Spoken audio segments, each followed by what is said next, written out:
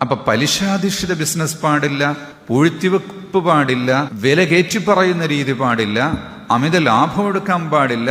ഇങ്ങനെയുള്ള എല്ലാ നിയമങ്ങളും കൊണ്ടുവന്നിട്ട് നല്ല കച്ചവടത്തിന്റെ നല്ല ശീലങ്ങളും കച്ചവടത്തിന്റെ നല്ല തത്വങ്ങളും ഒക്കെ പഠിപ്പിച്ചു കൊടുത്തു. എന്നിട്ടോ പണമുണ്ടാക്കിയാൽ കമ്പൽസറി ഡൊണേഷൻ, മാൻഡേറ്ററി ആയിട്ട് സകാത്ത് കൊടുക്കണം. ആവശ്യക്കാരുണ്ടോ ഇല്ലേ എന്ന നോട്ടം തന്നെ ഇല്ല. ഇത് നീ നീക്കി വെച്ചോളണം എന്നാണ് സക്കാത്ത് എന്ന് പറഞ്ഞാൽ. ഇവിടെ ആളില്ലേ അടുത്ത നാട്ടിൽ കൊണ്ടുപോയി കൊടുക്കണം, അവിടെ ആളില്ലേ അതിന്റെ അപ്പുറത്തുള്ള നാട്ടിൽ കൊണ്ടുപോയി കൊടുക്കണം. നാട്ടിൽ പണക്കാരാണെല്ലാം എന്ന് പറഞ്ഞിട്ട് സക്കാത്ത് കൊടുക്കാതിരിക്കാൻ നിർവാഹം ഇല്ല. സക്കാത്ത് കൊണ്ട് മാത്രം ചിലപ്പോൾ നാട്ടിലെ ആവശ്യങ്ങൾ തികയുകയില്ല എങ്കിൽ സ്വതക്ക കൊടുക്കണം. സ്വതക്ക സുന്നത്താണെങ്കിലും അനിവാര്യ ഘട്ടങ്ങളിൽ സ്വതക്ക വാജിബായി മാറും.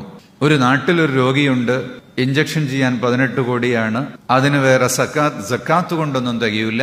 എന്നാൽ എല്ലാവരും കൂടെ എടുത്തിട്ട് സ്വതക്ക കൊടുക്കണം. ഒരാളുടെ അടുത്ത് വന്ന് ചോദിച്ചു, അദ്ദേഹം 25 കോടിയുടെ ഓണറാണെങ്കിൽ അയാൾ തന്നെ കൊടുക്കണം. എന്റെ അടുത്ത് വന്ന് എന്തിനാ മറ്റേ അടുത്ത് പോയിക്കൂടായിരുന്നോ, വേറെയും പണക്കാരില്ലേ എന്ന് ചോദിക്കാൻ അവകാശമില്ലെന്ന്. അപ്പൊ നമ്മുടെ ജീവിതത്തെ നമ്മൾ ക്രമീകരിക്കണം, ഭക്ഷണത്തെ ക്രമീകരിക്കണം.